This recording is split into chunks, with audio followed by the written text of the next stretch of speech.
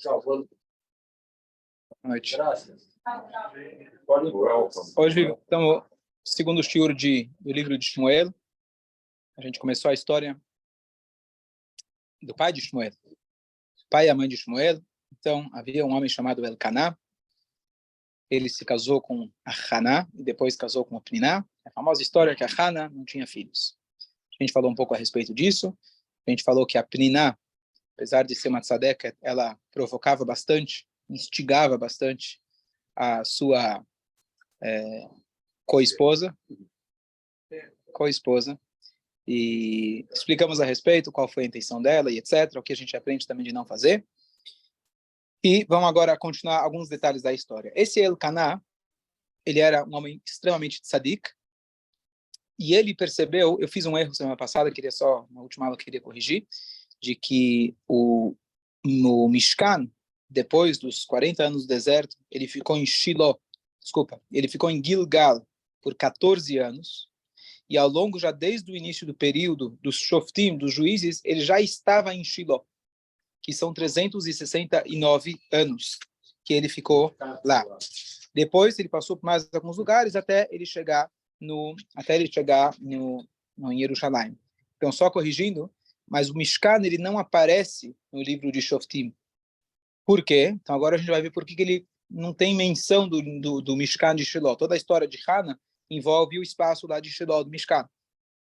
Então, na verdade, o que acontece? O Elcaná, ele percebeu que o povo, entre outras mitzvot, tinham abandonado a mitzvah de Aliyah Laregel. O que significa Aliyah Laregel? Uma mitzvah da Torá, 3 vezes ao ano, você aparecer perante Hashem, futuramente em Jerusalém, mas até então, aonde dava, você ir, o homem, pelo menos da família, representando a família, e lá fazer determinados korbanot, a festa, shlamim, korban simcha, às vezes hagigah, tem vários tipos de korbanot.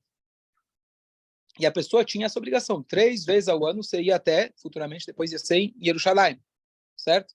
Podia demorar 15 dias para ir, 15 para voltar, mas já são 30 dias, vezes 3, 90 dias, tá certo? Quem morava lá, então já tinha 90 dias que a pessoa estava em viagem, tá certo? Para descansar da viagem, precisa de mais umas 3 semanas, pelo menos, não? Certo? Então, esse era o método antigo, a pessoa realmente tinha que ir até o Beit HaMikdash, era uma grande mitzvah. E essa mitzvah tinha sido abandonada, ficou de lado. E o Elcaná, então, ele fez um projeto para incentivar as pessoas a voltarem para visitar o Beit HaMikdash, na época era o Mishkan. Então ele morava num lugar chamado Har Efraim, e não ficava muito longe de Shiloh, e da cidade de Shiloh, e ele então decidiu que na peregrinação, ele primeiro ia levar as esposas, ia também levar os filhos, que não tinham obrigação. A obrigação era só no ano de Raquel, correspondente a esse ano que a gente está agora, que é o ano após o ano sabático, que todos tinham que estar lá presentes só na festa de Sukkot. Ou seja, os outros anos e as outras festas não precisavam. Mas ele levou todo mundo. Por quê?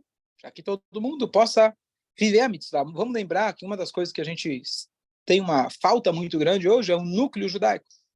O núcleo judaico era o templo. Baruch Hashem, que hoje existem sinagogas, que foi o projeto que os sábios fizeram para compensar pela falta do templo. Mas era um único templo. Se tantos negócios surgem na sinagoga, imagina quantos negócios surgiam lá no templo. Lá o negócio era, não vou dizer que era internacional, mas era nacional, envolvia Israel inteiro. Então isso fazia uma diferença muito grande. Se a pessoa já não estava indo 3 vezes ao ano se encontrar com Deus, o que você espera que ele vai estar fazendo o resto do ano? Quantas mitzvot e quanta tefilá você acha que ele vai fazer o resto do ano? Então, realmente, essa é uma mitzvah que impactava bastante a pessoa, especialmente no templo, no primeiro templo, que a pessoa podia ver os 10 milagres, ele podia ver que estava apertado e na hora de se curvar tinha espaço para todo mundo. Isso era, na verdade, uma expressão da presença divina que estava lá. A pessoa ficava com um impacto, com a impressão boa ao longo do ano. Então, ele fez a campanha. Qual era a campanha? Número 1, levou a família toda. Número 2, ao invés dele ir direto da casa dele até o lugar, ele fazia caminhos alternativos.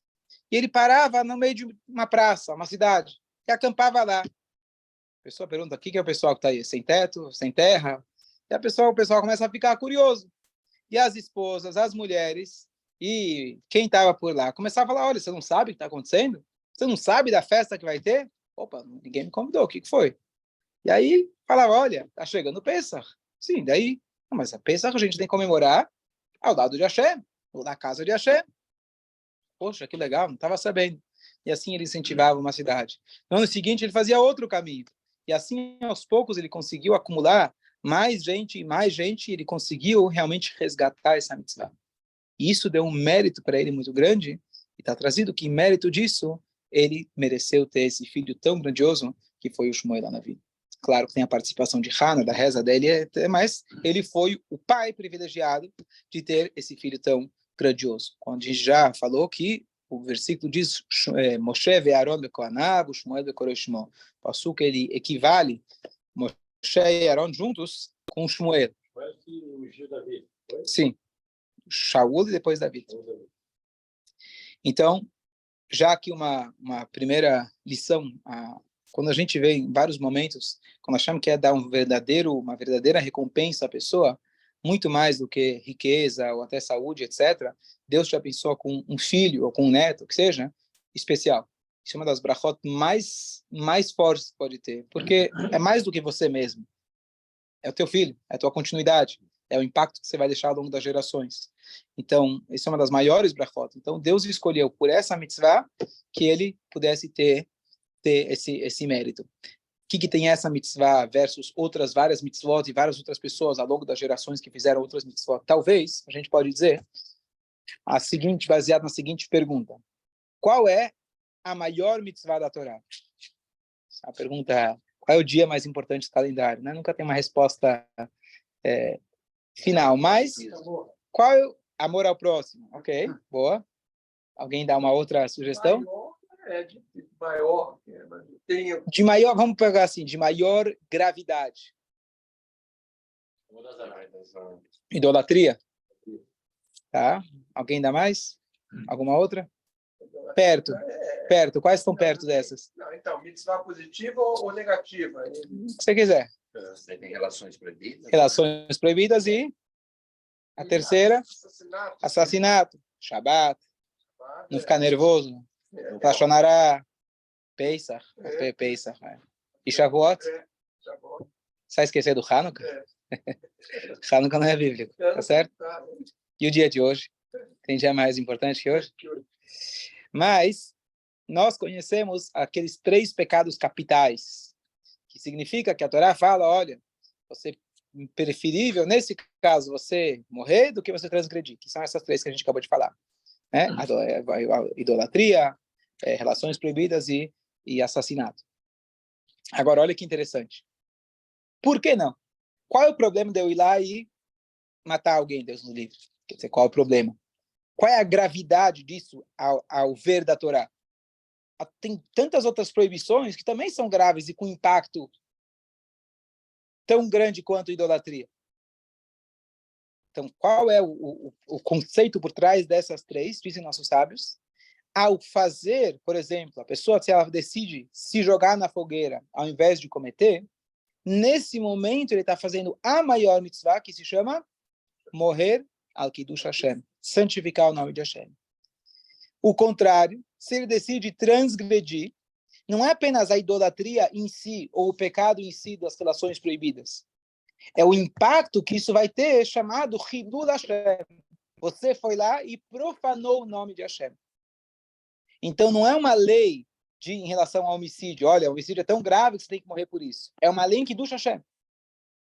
Já que você tem que Lekadesh Shem Shamayim, e ele se expressa através dessas 3 mitzvot, você tem que ir com elas até o final. Ou seja, o que a gente pode extrair daqui? Baruch Hashem, a gente não precisa, nosso dia a dia, passar por essas, mas Kiddush Hashem é algo que a gente pode fazer no nosso dia a dia. Se você vive uma vida exemplar, as pessoas vão olhar para você e falar, olha, esse é um homem, esse é um judeu, que ele está aqui representando Deus, e ele faz jus daquilo que ele representa, você está Kiddush, você está santificando, propagando, fazendo um bom marketing de Deus. Kiddush Hashem é você ser um bom marqueteiro de Deus, certo? Não marqueteiro no sentido de enganar. Um verdadeiro vendedor, tá certo? Então, o que acontece? Então, possivelmente, o que ele fez era muito além de uma mitzvah que ele resgatou. Mas a maneira que ele fez a mitzvah foi fazendo Kiddush Hashem publicamente. Ele ia nos lugares, incentivava as pessoas, trazia todo mundo. Para quê? Para servir a Deus. Tem Kiddush Hashem maior do que isso? Isso é Kiddush Hashem. Trazer os Yodim de volta para a Torá. Trazer os Yodim para Kadosh Baruch Hu. Então, possivelmente, já que essa, a partir dessa análise, é a maior mitzvah, então, talvez por isso ele conseguiu ter um filho tão grande quanto Moshe e Aaron juntos. O que você faz hoje em dia? A gente não tem o Beit HaMikdash ainda, infelizmente, mas você convida uma pessoa na tua casa, na tua mesa de Shabbat, você convida uma pessoa na tua mesa de Yom Tov, você traz uma pessoa na sinagoga, seja Shabbat, Yom Tov, dia de semana, você está trazendo ele perto de Hashem. Você convida ele no shiur, você passa para ele um videozinho de Torá que você assistiu e gostou. Isso aqui do Hashem. É isso que a gente tem que fazer. Baruch Hashem, se Deus quiser, cada um vai ter nossos filhos com muito nachas. Muito nachas, nossos filhos. Eu vi essa semana uma explicação muito simples, maravilhosa, sobre a palavra nachas. Todo mundo deseja que você tenha nachas. Nachas quer dizer nachas, a gente traduz como orgulho. Orgulho judaico dos seus filhos, que eles possam seguir o caminho da Torá, das mitzvot, né? Seria satisfação. Satisfação. Olha que explicação que eu vi do Rabino Jacobson, maravilhosa. Nachat significa tranquilidade. Menuchá.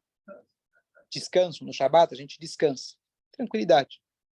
Então, nachas, na verdade, é muito além de quanto teu filho vai te dar de notas 10, quanto ele vai ter em prol da comunidade, do mundo. Nachas significa você estar confortável, feliz com o filho que você tem. Orgulhoso do filho que você tem. Independente das atitudes dele. Você conseguir olhar para o seu filho e falar, esse é um presente de Hashem. Isso é uma pérola, um diamante infinito. Eu tenho nachas, tenho orgulho dele. Agora o resto é consequência. Inverteu. Então, muitas vezes a gente acha que nossos filhos são nachas machine. Máquina de nachas. Tira 10, faz isso. Vai para Shivá, casa, tem filhos, brista os netos, e assim tem que ir, assim está prescrito. Nem sempre vai do jeito que a gente mais espera, que a gente deseja. Narra significa você estar não acomodado, a palavra não é acomodado, mas saber o presente que Hashem te deu, cada Yehudi, especialmente a pérola que Hashem proporcionou para você está confortável, você está cômodo, está alegre, porque esse é o presente, a dádiva e o desafio que Hashem te deu. Isso é narras. Bonito, não? Achei bem bonito. Boa noite, Bruno. Boa noite, Rafa. Bem? Ok. E aqui, então, a gente volta para a história. Depois, então, que ele fez essa campanha, levava muitos Yudim. Nessa passagem, que ele levava a família junto para o Mishkan, então, tem uma passagem que diz que ele chegou e deu para Hana uma porção, ele dividia as porções. Primeiro ele dava para Hana, depois ele dava para Pnina com seus vários filhos. E a Hana ganhou uma porção grande, uma porção dupla. E ele querendo consolar ela com um pedaço de carne. Você acha que um pedaço de churrasco vai acalmar a mulher, coitada, que está aqui há 19 anos sem filhos? Mas ele fez o que ele podia. E ela fala, não quero comer. Inclusive, chegou um Shavuot que ela estava de jejum, nem apareceu para comer. Ela fala, não quero comer. E aí tem a famosa frase que ele diz, afinal, eu não sou melhor para você que 10 filhos. Acho que é a linguagem que ele fala. Se olhar no Tanakh, mas é isso. Você ter a mim, tá certo? Não vale como 10 filhos? Você teria coragem de falar isso para sua esposa? Você vale como 10 filhos? Você pode dar trabalho como 10 filhos. Você pode dar trabalho como 10 filhos. A sujeira que você faz, a bagunça que você deixa, tá certo? As preocupações é como 10 filhos. Mas ele era um tzadik. Então ele estava querendo consolar ela com aquilo que ela tinha. Mas ela não se confortava. A Hana, o fato dela ter ido até o templo, além do fato de acompanhar o marido, ela tinha a intenção também de aproveitar essa oportunidade para poder rezar para Kadosh Baruch Hu, especialmente para aquilo que ela estava tanto querendo. E o marido dela, inclusive, falou, eu sei que você não quer ter filhos para depois colocar foto no Instagram e no Facebook, teu filho, quão fofo ele é, com quantos quilos ele nasceu, primeira vacina, primeira vez que está de casa, olha que fofinho. Eu sei que você está querendo o teu filho para poder servir a Deus, mas aproveita aquilo que você tem. Então, acho que uns 5 anos atrás, 4 anos atrás, eu dei um shiur de Rosh Hashanah explicando o desafio, na verdade, que a Hannah passou. Não somente que ela tinha que lidar com o seu problema interiormente, ela tinha que lidar com aqueles que vêm dar palpite. Quem vinha dar palpite? Um agressivo. Quem era? A co-esposa, a Prina. Ela vinha, provocava e mostrava, olha, um pedaço do meu filho X, olha que pedaço do meu filho, e fazia toda uma história de cada filho. O segundo que ela tinha que lidar era o marido, porque o marido, apesar de apoiar ela bastante, ele vira e fala, olha, vamos reconhecer a brachá que a Hashem já te deu, vamos ficar satisfeitos com aquilo que a gente tem. E depois ainda ela tem que lidar com quem? Com Eli. O Eli fala que você está bêbada. Uma situação só. Tá certo? Juiz Eli. Uma única situação. E com ela mesma. E além dela mesma, tudo aquilo que ela passava, então a gente, às vezes, como eu já falei da outra vez, né, a gente agrava a dor do outro. Às vezes você pensa, não, eu tenho uma solução para o teu problema. Ele te pediu solução? Quem disse que ele já não está bem encaminhado? Alguém está doente, Hazel Shalom. Eu tenho um médico, que esse médico, lá da China, especialmente, se for melhor, né, ele falou, está escrito, o Google me disse que a avó da vizinha do tio curou. Certo? Google, ChatGPT. ChatGPT. Tá certo? Alguém pediu a tua opinião? Às vezes, isso agrava o problema da pessoa. Você vem com soluções, ou outros vêm, a pessoa faleceu, né? Poxa, mas, 98 anos, viveu, né? Viveu. Baruch Hashem, né? Isso é o consolo que a Torá manda você dar?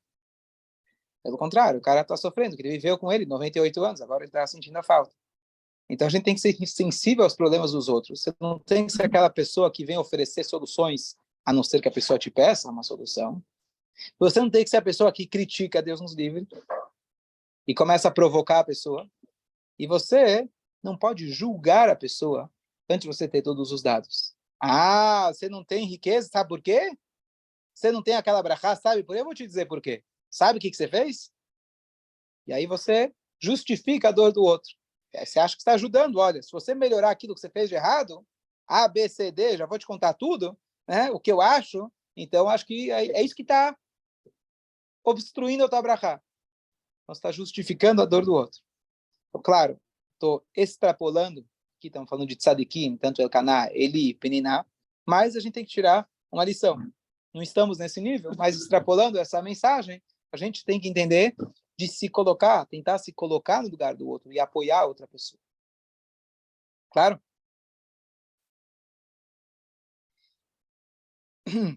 E aí, então, ela agora sim vai até o templo e ela começa a rezar.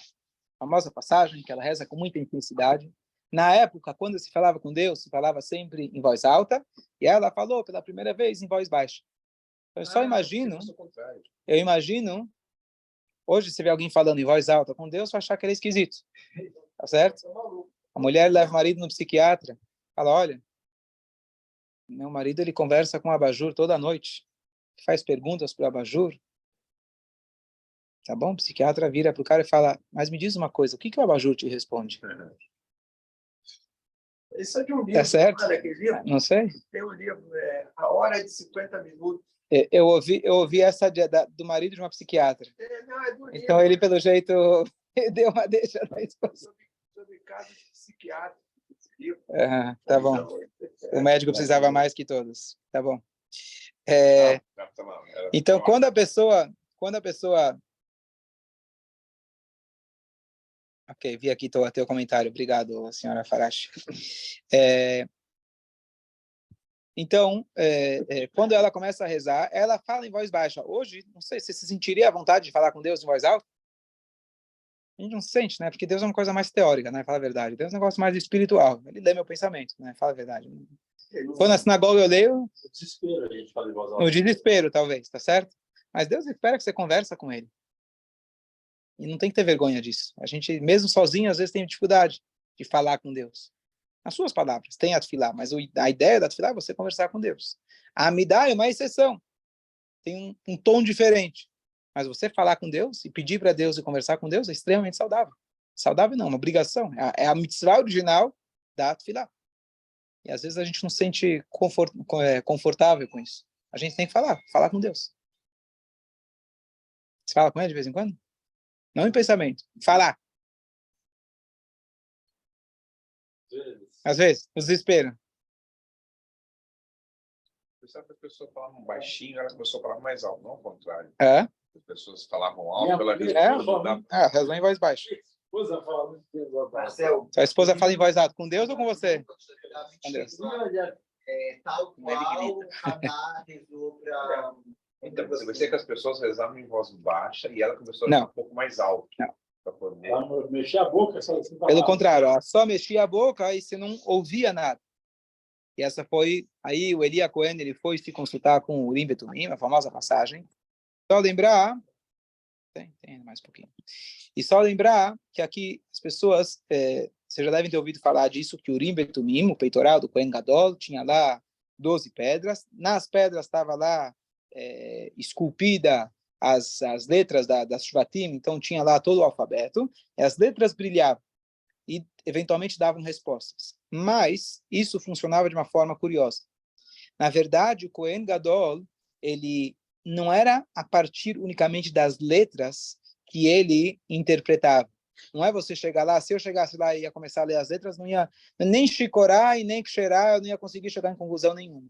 Era muito mais da inspiração divina que o profeta tinha naquele momento do que as letras. Então, você tinha que ter as letras brilhando, mas junto com as letras, você tinha a interpretação do Cohen Gadol. Isso está claro na descrição de como aquilo funcionava. Então, não era simplesmente um computador que te dava respostas. Era inspiração divina através daquelas letras. Então, por que eu estou dizendo isso? Ele era o Cohen. No caso, ele mesmo era o Cohen. Às vezes podia acontecer que Cohen Gadol ele estava acompanhado de um profeta. Certo? Por exemplo, Shmuel Hanavi, ele não era Cohen. Não. Entendeu? Então, às vezes, o Cohen Gadol, ele usava o peitoral. O profeta sequer olhava. O Eli era Cohen. Então, no caso, era o mesmo. O profeta sequer olhava para as letras. Isso que é interessante. O profeta, se eram duas pessoas, sequer olhava para as letras. E ele respondia por profecia. Entendeu? Agora, e aí ele foi consultar o Urim Betumim. Consultar o quê? Então, vamos pensar junto. Qual é a dela? O que essa mulher está fazendo aqui, rezando com tanta... Vamos tentar analisar, vamos terminar só a passagem. E aí ele vê as letras Shin, Ha, Fresh, Rei, que ele chega na conclusão que significa Shikorá, bêbada. E ele chega para a mulher e fala, você está embriagada. Consta no Tanakh, claramente. E ela fala, não tomei vinho, eu não estou embriagada, eu estou rezando para Hashem. E depois ele entendeu que, na verdade, era para ser Ksheirá, uma mulher kasher. E aí a pergunta é, peraí, estamos falando de um profeta? Estamos falando que ele foi lá e se consultou com Deus? E aí você vai dizer o quê? Que ele errou? Número 1. E aí, segunda coisa, se você chega para um cara, você vê que ele está meio balançando, você fala, você está bêbado? Você conhece alguém que fala, sim, estou bêbado. Todo bêbado diz. Todo bêbado fica num pé e fala, consigo, né? Se ele cai ou não sei. Tá certo? Então, da hora, ela fala, não estou bêbado. Ah, tá, desculpa, me enganei. Pode parar, não precisa nem do bafômetro. Certo? Então, o que eu quis dizer com essa introdução, que era através de profecia? Que mesmo a suposição dele de chamar ela de Shikorá não foi errado. Não era extremamente, você está errado, ele falou uma coisa errada, se confundiu, ele se enganou. Aquilo que ele pressupôs, aquilo que ele sugeriu, também estava correto. Mas faltava um detalhe. E aqui tem uma explicação maravilhosa, que Hassidut dá para a gente, que é a seguinte. A ideia de estar bêbado, embriagado, não se resume apenas quando o cara bebe vodka, bebe vinho, etc. Embriagado, quando a pessoa o quê? Ele está, na verdade, concentrado em si mesmo. Ele perde a noção do que está além dele, ele está concentrado demais em si mesmo. A pessoa tem um vício, seja bebida ou outra coisa. Então, o que acontece? Quando ele acusou ela de embriagada, por que embriagada? Só porque está rezando em silêncio? O que tem a ver embriagada? Está mexendo os lábios? Tá bom, está meditando, não sei. Então, provavelmente ele viu que era uma tzadek. Ele entendeu e pelo jeito, e realmente de fato essa passagem ficou para a história, inclusive para as leis de Amidah. Então ele entendeu que alguma coisa estava acontecendo. Ele queria entender o que estava acontecendo. Ele sentiu. Sem perguntar para ela? Sem perguntar para ela. Ela estava rezando, estava lá em voz baixa no cantinho dela rezando. E a acusação dele foi uma acusação válida que até hoje muitas pessoas acusam, entre aspas, acusam não, mas perguntam, questionam. A reza você pode pedir ou você vem agradecer? Então você agradece para poder pedir, que é estranho. Você começa a me dar, que é o núcleo da reza, você faz 3 louvores, o miolo é 13 pedidos e depois 3 de agradecimento. É meio que eu vou pedir só para ficar bonitinho, vou agradecer para deixar bonito, mas eu quero aqui pedir. E as pessoas, muitas falam, eu vim para agradecer. Quantas coisas boas eu não tenho? Afinal, o marido dela não tinha falado, vamos reconhecer o marido que você tem, as coisas boas na vida que você tem. E a Haná, ela fala, não. Eu estou fazendo isso porque eu quero ter um filho.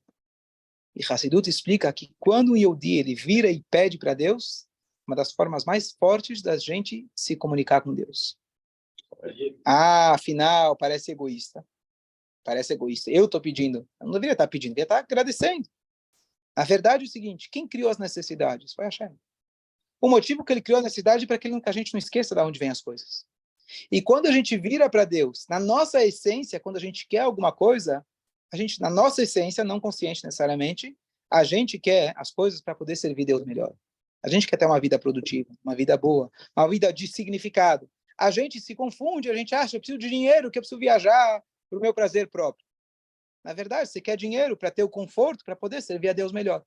Talvez no teu consciente, você não está dizendo, eu quero ter Shmuel, porque Shmuel vai servir a Deus, vai dedicar ele para Deus a vida inteira, como ela fez. Talvez no teu consciente não. Mas como ela virou o protótipo de reza, ela nos ensina que quando nós pedimos para Deus, é o principal. Então a acusação, entre aspas, a crítica, melhor do que a acusação, do Shmuel era válida, porque de fato ela estava embriagada nos seus próprios desejos. Eu quero filho, eu quero filho, eu quero filho. Ela falou, para de pedir. Deus não deu, aceita.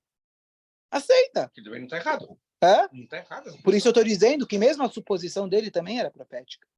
É uma visão verdadeira. Isso é claro. Enquanto você não tem um filho, aceita. Mas o hidush e a novidade de reza, isso que eu queria, o punchline que eu quero dizer é, rezar significa, eu sei, eu reconheço que Hashem me deu muitas coisas boas. Eu aceito que Hashem não me deu até o momento. Mas a mitzvah de tefilá significa eu tenho a força e Hashem me deu essa mitzvah de eu pedir para mudar o decreto.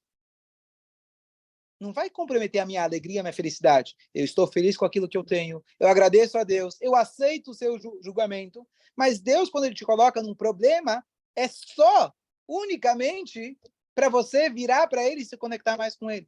E Hashem estava esperando essa tefilá de Haná, que ela rezasse depois de 19 anos. Você pode imaginar a intensidade que já vinha sendo.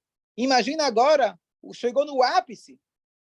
Hashem anseia pelas filas do Sadikim, e por isso está escrito, não sou eu que estou justificando a dor dela, isso são só sábios que falam, que assim Hashem fez com Abraham, assim Hashem fez com Isaac, com Sarah, Rivka, todas as matriarcas, porque, inclusive a Leá, que teve muitos filhos, está escrito que Deus abriu o útero dela. O que quer dizer abriu?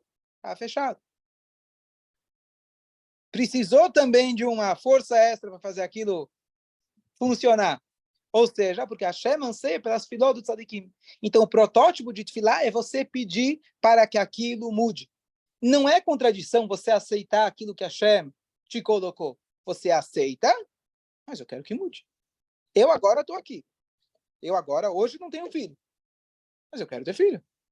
Por que não pode aceitar? Aceitar sem filho? Mas Porque se Hashem, porque se Hashem te colocou, se Hashem aceitou, mas não se conformou, é isso que eu quero dizer. Vou concluir com uma passagem muito bonita. Eu vi a entrevista, eu já contei várias vezes dele. Não, eu quero ser pobre, eu quero ser rico, mas não vai ser. Mas enquanto você não ganhou, você está feliz com aquilo que Hashem te deu, você é rico espiritualmente, você consegue trabalhar para conseguir estar feliz com aquela situação.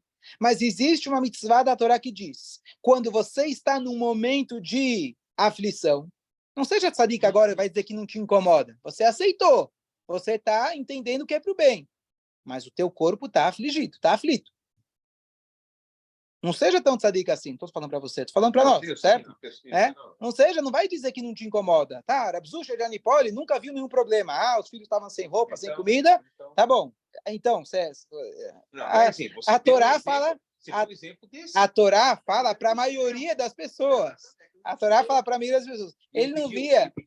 Não, imagino que não. Ele pedia para Deus, mas porque para ele aquilo não era necessidade. Estamos falando de um tzadik. A Torá não fala para tzadikim em geral. A Torá fala para a maioria. A maioria não está nesse nível. A gente conta história para a gente se inspirar, para a gente tentar aceitar minimamente. Ele aceitava 100%, nem enxergava o problema, certo? Então, é isso que a gente tem que entender. Judaísmo não é conformista. Judaísmo é reformista. A gente vem aqui para reformar esse mundo, não a Torá. Nós viemos aqui com a Torá para reformar esse mundo. Reformar, a parte da reforma é a Tfilá. Com a Tfilá nós podemos mudar o decreto. Aqui, filo cherev hadá munachal tzavaró. Mesmo que a pessoa está com a espada afiada no seu pescoço, tem um sentido mais abrangente, a gente entende o que significa isso. A pessoa não pode deixar de pedir para Deus. É uma mitzvah. A pessoa poderia dizer, Deus, paciência, né? Já está o decreto, já está com a faca no meu pescoço, aceito. Não, faz o Shema Israel, você aceita. Mas, ao mesmo tempo, não desista de acreditar e pedir para Hashem que ele mude o seu destino. Imagina se Mordecai pensasse assim. Imagina se qualquer se Moshe Rabbeinu tivesse pensado assim, tá certo? Então, existe uma confusão entre os dois conceitos que não parecem ser contraditórios. Não são contraditórios. Exatamente. Hashem falou para ele parar. O que significa? Não. O que significa? Mais uma ele ia conseguir. Então, se formou?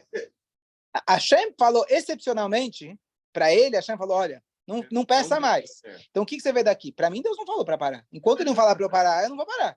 Tá certo? Ele pediu 515 vezes. Mas o que você vê por outro lado? Que se ele insistisse e pedisse mais uma vez, Deus iria mudar. Ou seja, mesmo aquilo que Deus, com toda a melhor intenção, Deus tinha um bom motivo para não deixar Moshe, muito além de bater na pedra, etc. Deus ia ter que inverter tudo que ele não queria por algum motivo. Para quê? Porque Moshe pediu. Moshe pediu, e não foi uma vez. Ele precisou pedir várias, mas aquilo vai acumulando. Então, a gente nunca pode deixar de pedir. Então, se conformar, aceitar a situação não significa se conformar. Você aceita, se a Hashem te colocar aqui hoje eu estou aqui, eu aceito. Não significa que eu vou me conformar. Só, semana passada, eu estava ouvindo a entrevista, eu já contei várias vezes daquele, o nome dele é Rubashkin, aquele que foi preso, ficou muitos anos preso nos Estados Unidos, tinha ele, o Trump liberou ele, etc. A famosa história, ele tinha que ficar 27 anos, acabou ficando, infelizmente, mas ficou 8 anos. E ele é uma pessoa que ficou assim, contando da emuná dele, da fé em Deus, o tempo todo como ele... Mas essa era a parte que eu conhecia, que ele acreditou em Deus, ele é o cara, estava sempre de bom humor e tentava se trabalhar para isso. Mas ele comentou que todo dia de manhã ele levantava às 4 da manhã para fazer Teilim. Ele falou, por quê?